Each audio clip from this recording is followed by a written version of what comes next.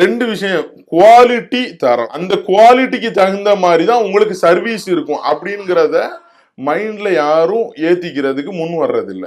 குவாலிட்டியை இவங்க வந்து முதல்ல குவாலிட்டி தூக்கி ஓரமா வச்சுட்டு ரேட்டு கம்மி ரேட்டு கம்மி ரேட்டு கம்மி அப்படின்னு கொண்டு போய் கொடுக்கும்போது நம்மள்ட்ட இப்ப எல்லார்ட்டையுமே ஆண்ட்ராய்டு ஃபோன் இருக்கு. நீங்க உங்க போன்ல செக் பண்ணலாம், நான் என் போன்ல செக், யார் போன்ல செக் பண்ணாலுமே Chennai to Jeddah, Jeddah to Chennai flight ticket எவ்வளோன்னு பார்த்தா ஒரு 42,000 45,000 ரூபாய்.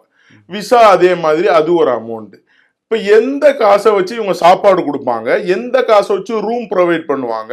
இல்ல இவங்க வந்து என்னன்னா 14 நாள் உம்ரானுங்கிறத 10 நாளா ப்ரொவைட் பண்றாங்க.